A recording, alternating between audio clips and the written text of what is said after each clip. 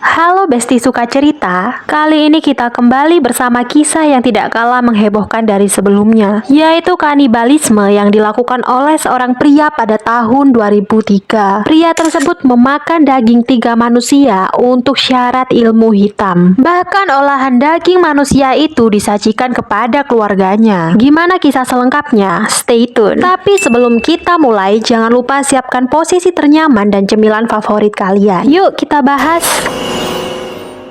Jadi gini ceritanya, di sebuah desa yang terletak di Purbalingga, Jawa Tengah, hiduplah seorang pria bernama Sumanto. Dia inilah yang merupakan tokoh utama pada cerita kali ini. Sumanto adalah anak sulung dari 5 bersaudara. Keempat saudaranya bernama Mulyati, Karyono, Mariati, dan juga Mulyanto. Sedari kecil, Sumanto dikenal sebagai pribadi yang pendiam. Dia merupakan salah satu anak yang cukup beruntung karena pada masanya keluarganya ini hidup berkecukupan berkat warisan yang diperoleh dari kakeknya. Jadi kehidupannya nyaman dan juga dia hidup normal seperti anak seusianya. Dia bersekolah di salah satu SD yang dekat dengan rumahnya. Namun ketika mulai memasuki masa-masa puber dan menginjak akhir sekolah dasar, Sumanto mulai dikenal nakal. Bahkan nilainya jeblok sehingga niatnya untuk melanjutkan ke SMP impiannya kandas. Sumanto memutuskan mengulang kembali kelas 6 dan berhasil lulus dengan nilai cemerlang sehingga bisa melanjutkan ke sekolah menengah pertama impiannya. Sumanto harus berjalan kaki sejauh 3 km setiap berangkat dan juga pulang sekolah. Bisa dibilang Sumanto ini merupakan anak yang rajin loh bes. Pulang sekolah pun dia membantu orang tuanya untuk mencari rumput dan juga mengembala kambing-kambingnya. Nah, setelah menyelesaikan semua tugas di rumahnya, biasanya di malam hari Sumanto menonton layar tancap atau pertunjukan wayang. Tapi di tengah kenyamanan kehidupannya, ekonomi keluarga mulai anjlok. Saking minusnya, kedua orang tua Sumanto harus menjual perabotan rumah untuk menyambung hidup. Sehingga pada saat Sumanto duduk di bangku kelas 3 SMP, dia harus putus sekolah.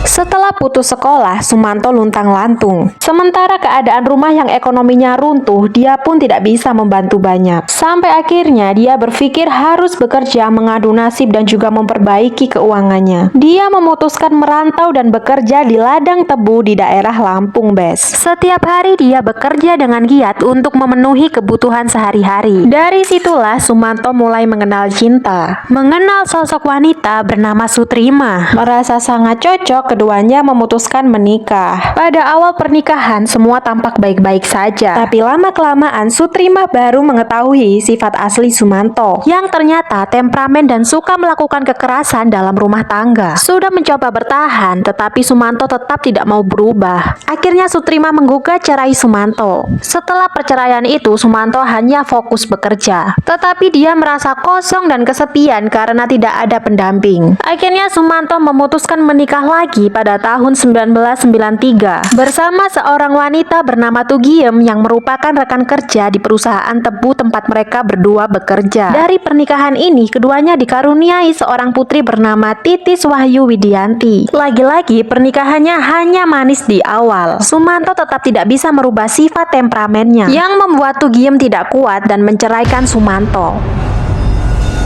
Berkat dari kehidupannya yang kelam, 2 kali perceraian dan juga ekonomi yang tidak kunjung membaik, Sumanto sering murung, yang memicu munculnya ide-ide gila bes, yaitu tergoda ingin mengambil jalan pintas. Dari situlah dia mulai mencari seorang guru spiritual yang bisa merealisasikan keinginannya. Setelah menemukan guru yang dia maksud, Sumanto mulai melakukan ritual-ritual yang menjurus ke sesat dan juga ilmu hitam. Semakin hari semakin serius dan semakin mendalam ilmu tersebut. Guru spiritual Sumanto menerangkan, apabila Sumanto ingin kaya, awet muda, kebal, dan juga bisa menghidupkan orang mati, Sumanto harus memakan 7 manusia. Bahkan Sumanto disarankan membuat jimat dari alat kelamin korbannya. Wah, di situ Sumanto yang udah gelap mata mau-mau aja. Sembari bekerja di ladang tebu, sembari dia melancarkan aksinya. Tanpa diketahui orang-orang, sudah ada 2 manusia yang disantapnya. Kabarnya, satu satu korban merupakan rekannya, sementara korban kedua merupakan seorang yang hendak merampok Sumanto di tengah jalan. Saat Sumanto hendak dirampok, dia pun refleks membela diri. Selain alasan untuk membela diri, basicnya ini emang Sumanto kan lagi cari orang buat syarat ilmu hitamnya. Dibunuhlah perampok ini tanpa ampun, bes. Setelah tewas, jasadnya diseret ke dalam hutan, lalu dikuliti dan juga dipotong-potong, kemudian dimakan mentah dan dihabiskan dalam waktu sehari semalam. Hanya disisakan bagian tulang dan juga organ dalam yang tidak disentuh sama sekali. Gongnya, Sumanto mengambil alat kelamin dari korban kedua untuk dijadikan jimat. Sayangnya tidak ada yang mengetahui aksi brutal Sumanto, bes, sehingga dia terus berburu korban selanjutnya.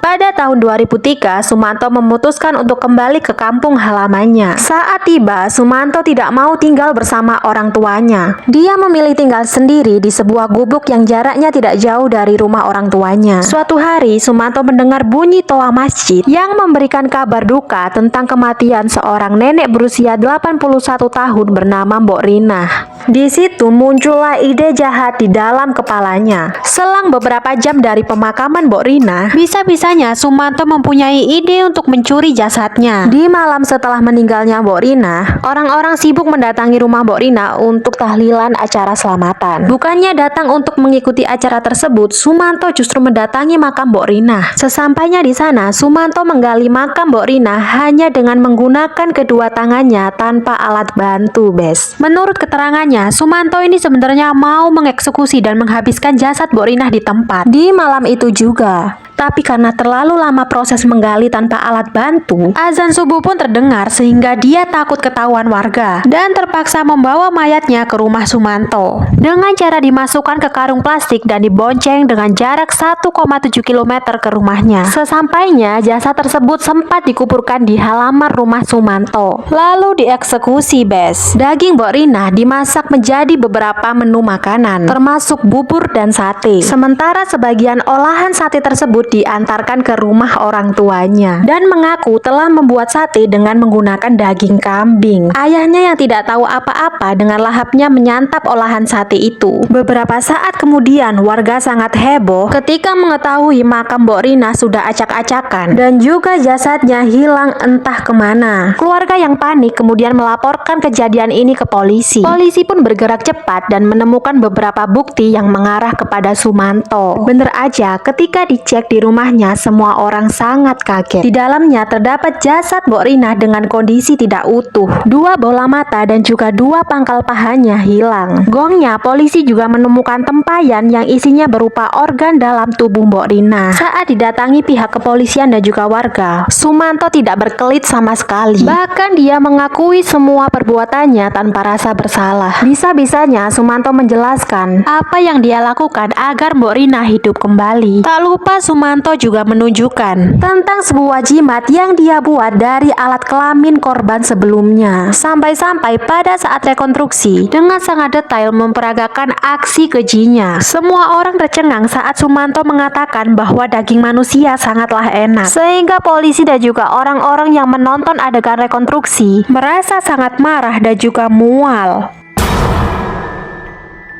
Setelah penangkapan Sumanto, ada petugas yang mengatakan bahwa perbuatan keji Sumanto dilakukan bukan hanya karena untuk ilmu hitam, melainkan karena faktor ekonomi. Diduga karena pada saat itu hidupnya susah, Sumanto yang ingin makan daging dan juga makan yang enak-enak hanya bisa membayangkan di dalam angan-angannya. Dari situlah yang mencetuskan perbuatan nekat Sumanto, yaitu dengan memakan daging manusia. Gimana enggak, jangankan untuk memberi daging, terkadang untuk membeli beras pun susah. Karena perbuatannya, Sumanto divonis 5 tahun penjara. Vonis tersebut juga mempertimbangkan dengan kondisi kejiwaan Sumanto. Karena berkelakuan baik, pada 2006 dia mendapatkan remisi sehingga bisa keluar lebih awal. Namun setelah dibebaskan, Sumanto tampaknya bingung karena keluarga dan juga warga di kampung halamannya tidak ada yang mau menerimanya kembali. Sehingga pada saat itu Sumanto ditampung di sebuah yayasan rehabilitasi jiwa di wilayah Karanganyar. Disitulah kepribadian kemudian Sumanto jauh lebih baik, Bes. Dia tampak menjalani kehidupannya dengan tenang dan juga rajin beribadah. Bahkan beberapa tahun kemudian, Sumanto sukses menjadi seorang konten kreator di beberapa sosial media. Wah, ikut seneng ya lihat progres positif Pak Sumanto ini. Gimana nih, Bes, menurut kalian? Next cerita apa lagi ya?